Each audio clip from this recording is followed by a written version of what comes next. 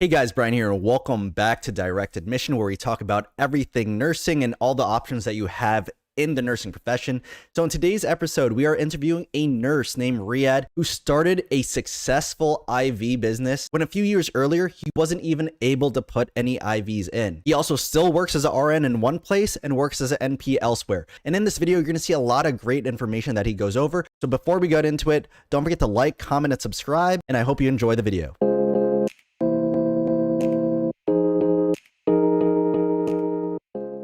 So we got my coworker and friend Riyad here, also known as Ray. So just let us know about who you are, and then we'll go into everything else from there. All right, so I'm currently a registered nurse in the Mount Sinai Hospital. I've been a registered nurse for about like 5.5 years, and about 1 year ago, or over a year ago, about a year and a half, I became a nurse practitioner because Mount Sinai actually can reimburse you for going back to school. So I kind of took advantage of it and wanted to explore that option as well. And where'd you do your NP school? I did my NP school at SUNY Downstate. It's in Brooklyn. So that wasn't too far from you, right? No, everything. So, like, if you went to school during COVID time or a little after COVID, I mean, COVID is still around, right? So, Yeah. if you actually went to school during COVID or after, everything was online. So, I honestly stepped foot in that campus maybe twice to pick up my cap and gown, and that's it. Or, Wow. to do something.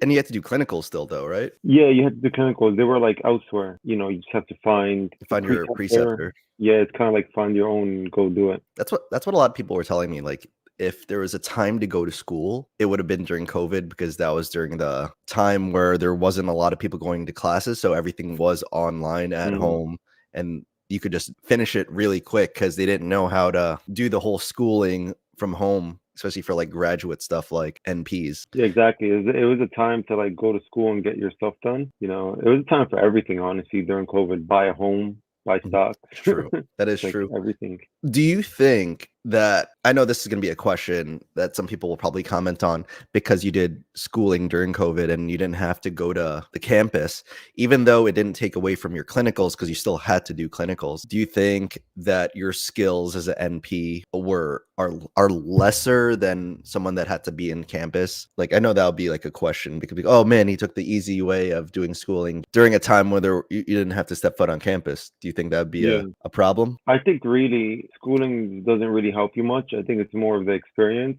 after, I agree. and where you work and who you meet, and that makes you become that practitioner. So I think the schooling didn't really affect whether you're going to be a skilled practitioner or not. And it's who's in your life too, because my wife's a PA, so physician associate, so she's pretty smart. So you kind of learn everything, from like either your partner, or you go and you get a job and someone precepts you, and you become a good practitioner. I don't think the school and the COVID and all of that affected much. That's true, because I think that was some of the things that I wish I did, because I think you already know I was in NP school, but then I dropped out of it because I was a dumbass and I chose a school that was like an hour away from me instead of the one that was like 15 minutes from me. And I think a big part of it, other than the stupid research class where I had to write like 100-page paper, was the commuting to school was like one of the things that like I just hated. Knowing that I'm already commuting to work and then I have to also do it for school again, like that didn't sit well with me, and then I just quit. But so you kind of dabbled into it already, that you're working as a registered nurse still at the hospital, and you have your NP license too. So you are still working as a RN and you're also working as NP. Can you go into the RN thing first? Yeah, so currently I work as an RN. I started in one hospital in 2018. That was my first job. It's a unit. It's a cardiothoracic unit. It's a step down. Basically, people have an open heart surgery and then they go to ICU, then they come to us and then go home. So it's like a whole week process. And it's really physical. You have to like walk with patients with chest tubes, Foley's, wires. It's a physical job, and it's also a rewarding job because you're kind of helping people get back to their self after a big surgery. That's like huge. they're literally they're cracking your chest. Yeah, so that's where I started, and then during COVID, I had some nurses come from the EP lab, which is the electrophysiology lab. That's for like pacemakers, devices, ablations, just cardiac related. And I had some nurses come to Seven West, and I started speaking to them, and they were telling me, hey, like no holidays, no weekends. It's true. You deal with one patient at a time. You could actually do nursing stuff, focus on your nursing, judgment rather than just like be like, oh yeah, I got to take a blood pressure now, or I got to go give a pillow to someone, Yeah, So like, instead of juggling everything at once and with your like 4 to 6 patients. yeah, and you can't even think. So I kind of spoke to the nurse, and then they were like, hey, there's an opening. I applied, and then in 2020, I went to electrophysiology lab, and I'm still there. Oh, damn, 2020? You're like almost 4 years now? Yeah, time flies. Dang. And then there was some drama with you almost have to be sent back to the floor, but that also like sparked your interest in what you're doing now as an NP. Yeah, so basically, say the first I was precepted, and the rule is in nursing is when you go to a new unit and you become precepted for 3 months, you're a free person, Mhm. meaning like you're on that unit now, that's your state. Yeah. So I passed my orientation, and then I would say maybe 2 weeks in, I couldn't place IVs in, and I was a day shift nurse. And a lot of the day shift nurses have to put IVs in. They have to know how to put IVs in because we're in procedures. That's our Mhm. main line. Yeah. And I just, for the life of me, I couldn't put in an IV. I uh, remember it could that. be a wide open vein and like, a big pipe, and you're just trying to put, I cannot put it in. And I'm like, what's going on? And management just wanted to actually get rid of me and not train me to do IVs. They just were just like, we got to, you have to go back to 7 West. So I found that strange. Why do I Mhm. have to go back? Yeah, because the So only thing that was missing is putting in IVs where obviously there's certain people that just aren't as good as it, so you don't have to be, like, sent back, you know? You yeah, just learn it. yeah, exactly. It's either like you want to learn or you don't want to learn. That's really what it comes down to with IVs. And if you want to learn and you keep trying, you're gonna get better at it. It's not like anyone can do it. Like you can teach a 10-year-old and they can place an IV and just have to Mhm, tell them what to do and how to do it. And they'll actually eventually learn how to do it. So I mhm, just kept trying. And Brian is a big supporter. He's actually my colleague. He said, mhm, you can do it, man. And I remember you just kept showing me how to place them and what to do and how to like tricks and tips. mhm. So I almost lost my job with a family, That's just true. well, not lost my job, but I almost, went backwards, 7 West, where I didn't want to be, and that's not what I wanted to do. And Yeah, there was yeah, a and reason then why you left. there's a reason why I left. I'm not trying to go backwards, So I actually put my head into it, and we get like 20 patients a day, so I just 20 IVs a day. I just kept putting in IVs, and Yeah, ironically, yeah. I remember you saying, like, when we were in pre-op together, you'd be like, "Nah, man, can I do the IVs? Can I do the IVs?" Always asking to do it. No matter how messy it was, you're like, "Imma do it. I'm gonna do it." Yeah, yeah, I was pretty messy until I met one of the nurses in the EP lab, and they were just like, just place the gauze right under the catheter when you place the IV, so all the blood can go there. I'm like, Yeah. wow, that just saved my messiness. And then now you're running a successful business with inserting IVs. Yeah, so ironically, I went into the IV business, which is really strange. Couldn't place IVs before. Almost not lost my job, but almost got downgraded. And Mhm, it's like, wow, like I've never heard of that story before. mhm. Person, and those are usually like the big stories where, all these big companies like McDonald's and everything, like you hear the stories of KFC, how they almost like, got out of the business and then they turned it into this big business. So that's True. what whatever kills you, I guess, whatever doesn't kill you makes you stronger. That's true. And then so what made you wanna go into the IV business, like the IV hydration business? I just thought it was cool to just go to someone's home and like chat with them and literally put vitamins in there and help them feel better. I just thought it was like a modernized, holistic way of working with people. Mhm. Because everything's like give medicine, treat, treat, treat. When you can just give vitamins and like feel better. That's true. Like, what's your normal clientele for that? Like, who usually calls you? Is it like the So post-bachelor party type of thing where they just, like, yeah, hungover? yeah, ironically, I don't really get much of those. I'm not sure why, but a lot of people need energy and they like the energy boost bags. Those are So like really so big. what's, like, in a energy boost bag? Vitamin Energy B? boost. Yeah, the B complexes, which is like 1, 3, all the B complexes. B12 is separate. Mhm, Vitamin C, you have magnesium, you have zinc. I mean, mhm, that just all sounds good, right? In your body, mhm. just by saying it. And people like it, and some people just want it once a month, or they just whenever they feel down, they just want an IV, and it helps them feel better. And you kind of build a relationship with clients. Mhm. You start to become their friends, which is cool because, like, you establish a relationship with your client, and hey, how are you? Like, happy Thanksgiving, like, Merry Christmas. You kind of hit them up, and I just think it's a different way of medicine. That's Rather true. than working in a hospital as an NP, kind of didn't want to do that because I did see what the NPs are doing in the hospital, and it's just like whatever comes your way, you got to do it. You wanted Not your more choice. freedom to actually use your license the way you would wanna use it and potentially even make you more money. Yeah, Like, exactly, exactly. that's Because yeah, you can use your license if you just know how to play your cards right. Because mhm. you have prescriptive authority. And once you have prescriptive authority, you can basically do whatever you want in the right means. I'm not saying go sell stuff, or Yeah. do the wrong thing, but Don't be what I selling mean is, everyone Percocets and all that. yeah, that's not what I mean. I mean, like, use it to your advantage and to what people want.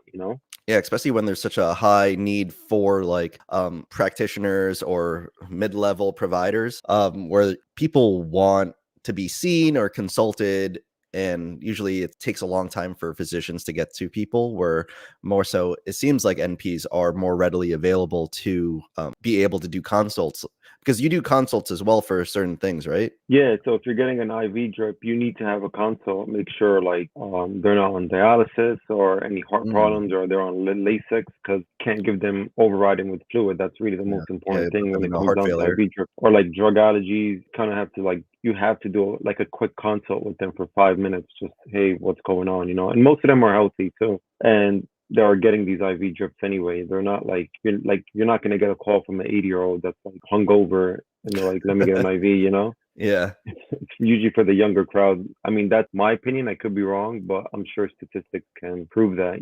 That's true. And then, so in regards to the IV business, I remember you were talking about it when you were starting it. What was the process? Like, how it seems like, was it a hard to get like a LLC to be, I guess, medical, because it's a specific niche where there's a lot of liability, I guess, involved. It's not just like a regular business. It's like a medical business where do you need like a physician also collaborating? Like, how does that work? Yeah, so basically in New York, you need 3,600 hours, which is about a year and a half Mhm. as a nurse practitioner, till you're independent. And if you're not independent, you need a collaborating physician. So I myself do have a collaborating physician, and once you pass your board as an NP, they send you like a one-page form Mhm. that kind of tells you who's your collaborating physician. Do you want to place one on file? So if you place one on file, then you're good. The state Mhm. knows, hey, this nurse practitioner has a collaborating physician. Mhm. And after that 3,600 hours, you're free, meaning you do not need a physician on top Mhm. of you. You are your own practitioner. You are everything to yourself.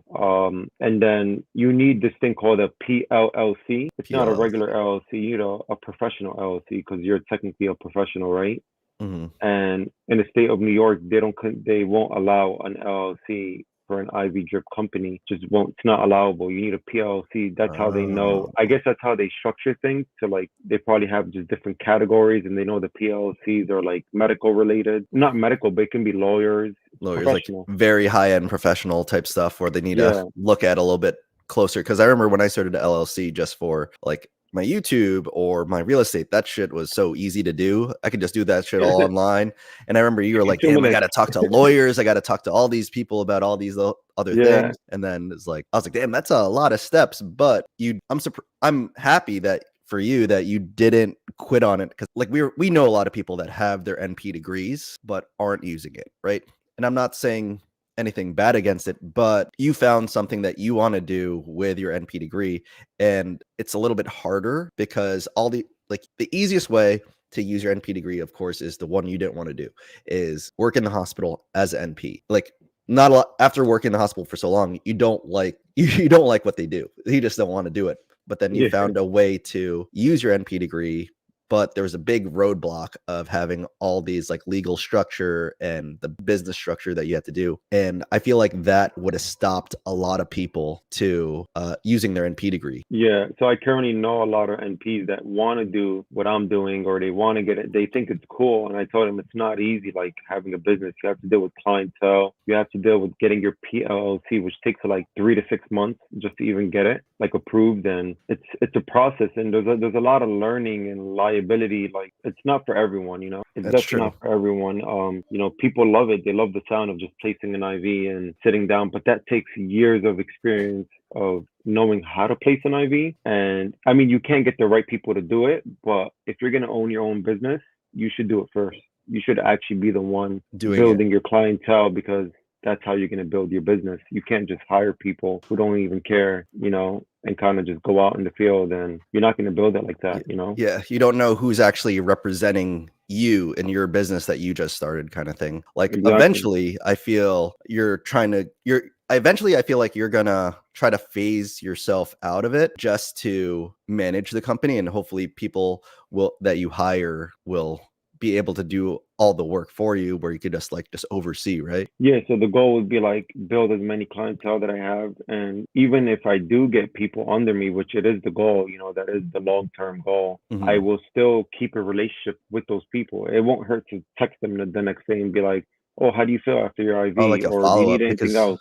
Follow-ups mhm. are big, you know, and that's what makes you a good business owner, you know, and just being there, or like just making that phone call, you know, And even how though someone else is doing the work. So obviously we weren't taught to be business owners in nursing school. Like that's just not a thing. So how did you end up getting that like business mindset that you have to do what you're doing? Because obviously like in nursing, you always have to do follow-ups. Like that's Hmm. but not a lot of people could connect the dots with that with switching it over to business. So like how did you get your business mindset to try this business out too? Honestly, I just didn't want to do like work in a hospital. I just saw what they were doing, and it wasn't in any interest for me. It might be in any interest for others, you know, but not Mhm. for me. And I just realized that like patient care, or like from nursing, just patient care is important. So Mhm. when I got into the business, I knew that a follow up would be very important. And people at the end of the day, when they're spending 300, $400 or $500, they want service. I mean, if I'm gonna book someone for $400, I want service, That's true. and I want like somebody to personally speak to. You know, not Mhm. every day, but just that same day, or maybe the next day. You know, and yeah, and that's pretty much like it's just that follow up. You know, and I just feel like it's important, and I probably learned it from nursing. And then, It was the follow up. it's like a white glove service because, like, sometimes when you contact I know for me, if I contact my primary physician, I won't hear a chat back for maybe, like, a week or a few weeks, but you're saying it's, like, next day or even same day, and obviously, what you're doing isn't covered by insurance, so they're paying upfront, so obviously, a lot of people, if they're paying for a service, they would want, like, a consistent service all throughout. Exactly. So like people, honestly, most people that I deal with, they have insurance. Mhm. And it's ironic. You're like, why do you have insurance and why are you calling me, right? Mhm. And it's not, sometimes it's not just for IV. They might need some help with something else, you know, a consult or something. They're sick. They Mhm. still call me, even though their insurance can cover it. And people do that because I would take care of it either the same day or the next day, you know. And if I can't, I could like actually find someone who will, you Yeah, you know. could refer it out to somebody. Yeah, but I will have it done, and your primary care is probably on vacation somewhere in Cancun for like a week and close the office, or they're just busy with patients, you know? Yeah. So that's where the concierge medicine falls in, and it would just never fail, you know? There's always going to be people in need. Yeah, that's a big business too, because even though like you started off as just like IV hydration, but just the consulting too could be huge, or just even just the referring out to people. I feel like that's big as well, knowing that as a patient you are actually seen, and then at least you know that someone is actually working on the back end for you. Yeah, exactly. So, I mean, it is a good feeling, you know. In New York, they do give nurse practitioners a lot of authority, Hmm. in a lot of other states. So, I mean, if you like the business mindset, NP would be a great. I always tell people NP is the way to go if you're business oriented and you really want to get into the business side of things, because they're allowing you to open your own business. Mhm. after 3,600 hours, and that goes fast, and a year and a half, Mm. S um, so when you pass and that if 3,600 yeah, hours, are you gonna take off the collaborating physician from yeah. your license? Yeah, it automatically, I think, falls off Oh. from what they said. So even if you have a collaborating physician, you still can get your own business, but they know you have to have a collaborating physician. Mhm. That's just the way it works, you know? No, what I'm saying is that after 3,600 hours, you're a free person and you can do whatever you want without like having to deal with anyone else. There's no one else in the picture. That's true. And then, so just for like the payment structure, if you're getting paid for your business, do you have to give anything to the collaborating physician? Do you have anything that's like structured like So, that? so like, if most people want a monthly fee. That's Mm. just the way it works Yeah, just because it's because like their name there. liability. Yeah, Yeah. yeah, exactly. It's liability. So they're like, we're gonna make money if you want me to be liable for this. It's got to be worth it for them. Mhm. But if you have like a physician that you're cool with or like that's your friend, they'll probably do it for free, Mhm. And that's all. You just have to have if you have connections and you know people and they trust you as an individual and to do the right thing, they probably won't even charge you because they charge you because you're a liability, right? That's Yeah, the way they look at it. that's true. That's a huge thing. Like, do you mind saying a range of what you get a month from your business? So I won't disclose the number, but I can tell you that my weekly paycheck in the hospital Mhm. most of the time doesn't even compare to the business, meaning like the business is a lot better. Mhm. Really, why I'm in the hospital is because you're getting it's security number one. You're getting a paycheck and you're getting the health insurance, which is free for us. We don't even I think we used to pay $25. We don't even pay anything for it now. Mhm. $25 a month, and we're just not paying anything. Yeah, because the new union stuff. Yep. Yeah, the union stuff. Like I can tell you that sometimes I can double my check, or more in a week of what the hospital would be Wow. paying me, a double or more. And this is with doing not 40 hours a week of business, probably less, of actually going to the patient's home or, Mhm. it's definitely lucrative. There is responsibility. It is a business, but I can tell you that it is rewarding when your patients feel better and you're getting paid and things are kind of moving. Yeah, that's for sure. Like everything's after that initial setup and getting the clientele and all that, I'm sure it's like doing really well for you because like obviously you don't do overtime at the hospital because you don't need to. You have a family and kids. Was that one of the biggest factors of you pretty much making a business and trying to make more money earlier than just like waiting it out for like a lot of people that do for like the 30 years of nursing? Yeah, so I like said to myself, I'm young. I want to actually I have the energy now. Mhm. So if you can actually do your moves now and play your cards right while you have the energy, not when you're like 50 or 60, Mhm. it would be a great option. And I just feel like you just have to do something on the side with nursing. You just can't work as a nurse. Mhm. That's what I say to Kind of got to everyone do too. yourself. Yeah, you can't just be like doing overtime 2 or 3 times a week in the hospital. It's toxic.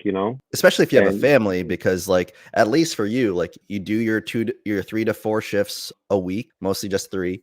At least those other days where you're working on your business, you're also at home for most of the day, so you're still with your family, you know?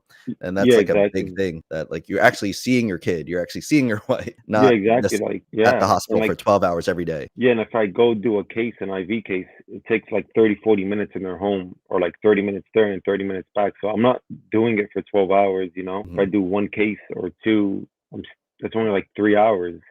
And you kind of still have the whole day to yourself. And you could even like sometimes my wife can be going shopping while I'm doing an IV. Like That's true, there's a they nearby mall. yeah, You bring want to everyone go with there? you. Yeah, I'm not going to be long, just 30 minutes, And 40 minutes.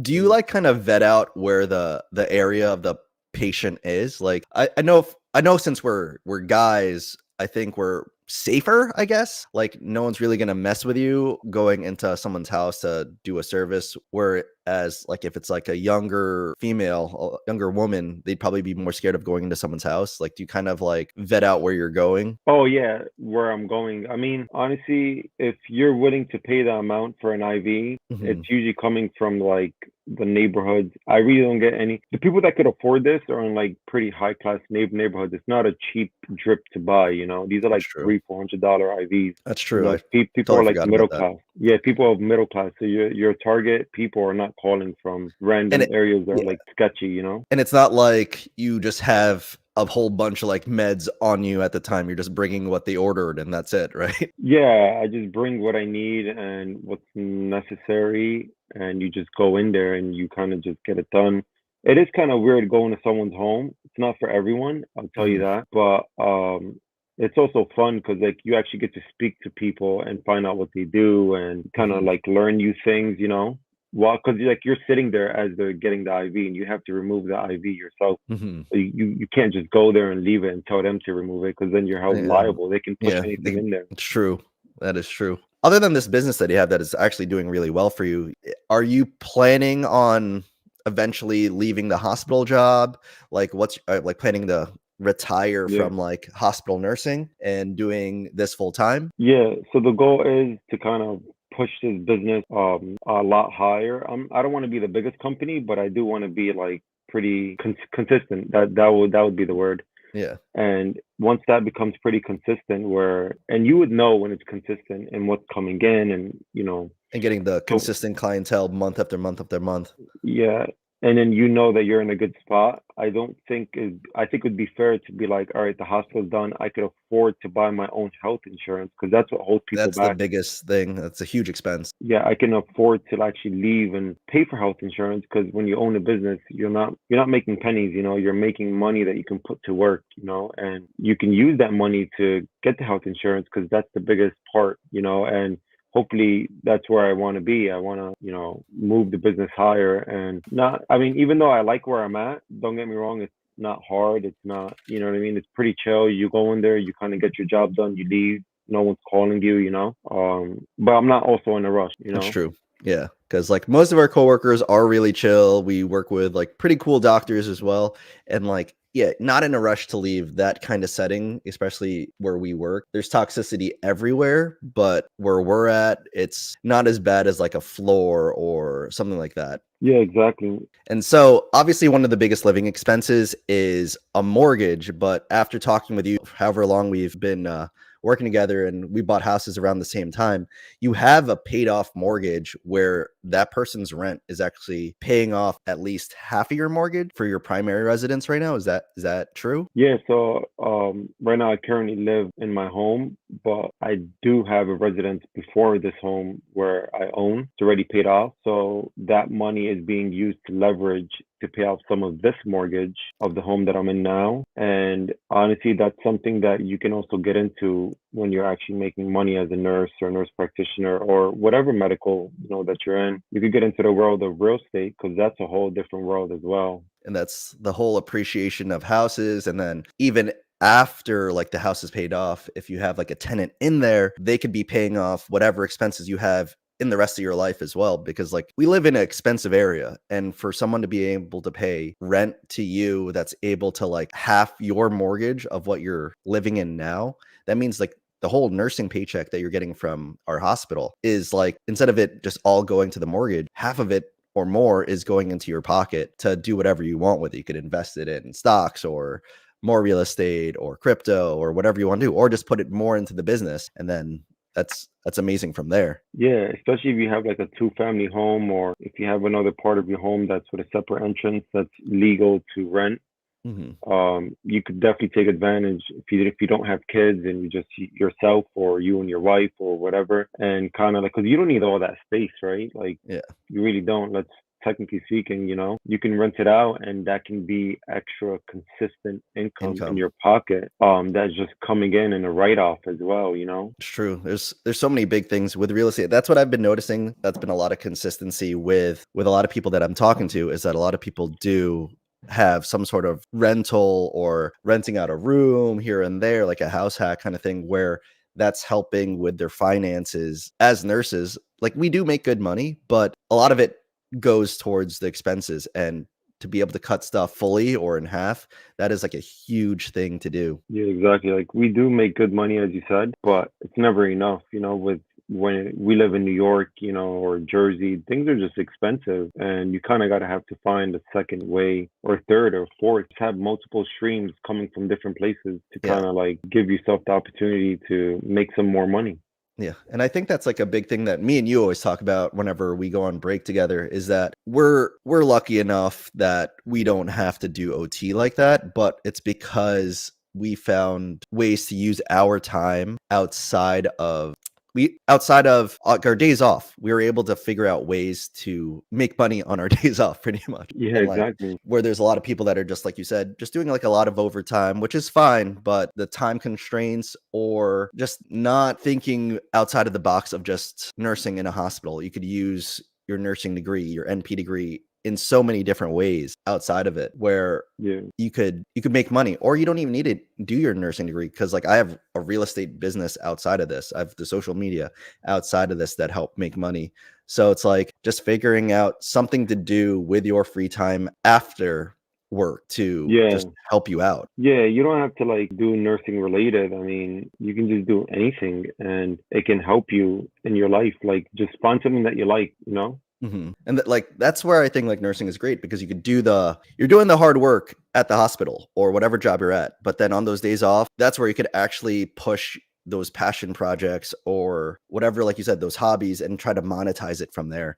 And like that's big enough for me to tell people to go into nursing, but it's also on the person that after they are a nurse to figure out how they want to make more money because we're not making California type money, but we are making way better than like the rest of the nation type money. Yeah, exactly. And I think everything falls down to anything. Like it falls down to confidence and your experience of who's around you. hmm You know, that's gonna make you who you are. And if you have that confidence, you will go to that next step. Or if you have the will, you're gonna go to the next step. Or if you have a person who's in your life that knows the system or knows the game and they understand it, they'll guide you like a preceptor kind of Yeah, to go to where you want to be, and you'll learn it from there. You know, just have to find that person. You know. that's true. And then if you were to start your career over again, how would you do it differently or would you even do it differently? If I were to start over again, I honestly wouldn't do it differently just because I like the way that it's going now. Mm-hmm. Especially where I'm at with the EP lab, I'm pretty comfortable there, and I get to leverage my energy and time with the EP lab. Actually have some energy when I leave work. That's true. Could actually go do an IV when I leave work or the next day or whatever, you know. And now that I became a nurse practitioner and I'm in the business side of things, that's what I've always wanted to do. So I don't think I'll change anything. I'm sure some people will, but not me. All the steps that it took to get to where you are definitely made you who you are and why you're successful right now. So, what advice would you give to someone that wants to do what you do? Yeah, there is a lot of people who want to do what I do just because it's a modernized way of, you know, medicine and they just like that. They think the IVs are cool, whatever. It's fun. I get it. But at the end of the day, it is a lot of work. It is a lot of resources, and you have to like actually go in and understand everything and do your research. You can't just jump into something and not know what you're doing. You Mhm. really have to know the laws and regulations, but it is rewarding. And if you want to do it, I would say you have to have a lot of confidence in yourself and you have to be motivated. Like you actually gotta want to do it. Like That's true. you have to go in there and be like, I want to do it. Like it's got to be within your will because if it's not, you're just gonna fail. And if you're not gonna enjoy it, you're not gonna want to do it, right? So, you know, you have to be motivated. Like what Brian said, he was like, when, you know, I wasn't doing well with the IVs. He said, oh, I was asking him, oh, can I place the next IV? Can I place the next one? That's called Mhm. motivation, right? Yep. So you're motivated to go place that IV and to learn, right? Yeah, well, that's where a lot of people would probably shy away, be like, "Oh man, I suck," and then be like, "I'll just do the charting." You do the IV, where you were like, "No, I'm gonna do it. Let me do it. Let me do it." And Yeah, and even if it especially like took you a while, like you were like, "I'm gonna do it." yeah, and even now, like when there's a hard stick, like I still want to do it. Yeah, it's I true. want the hard ones. I want the hardest of artists because it teaches me more and more like how to manipulate the vein or how to get it in, you know? That's true, man. If anyone wanted to contact you, how would they get in contact with your business or follow you? Do you have any socials? And I'll Oh put it in yeah. the description. Yeah, so it's called Medlou Drips. It's a clean name, easy to remember. Medlou Drips. DRIPS. Hmm. And that's for Instagram. If you wanted to find us on Google, it's Medlu Drip. So it's the same thing, but you just have to put a space in between Medlu and Drip to Perfect. find us. And yeah, Instagram and Google, those are the two most common places, that people go to and you can find us. Sounds good, man. And if you got to the end of the video, please don't forget to drop a like on this and subscribe to see other interviews just like this. And if you want to hear more from Riyad and how to break into the IV business, let me know in the comment section down below, and I will definitely get him back on the channel. Thanks for watching, and I'll see you guys very soon. Peace.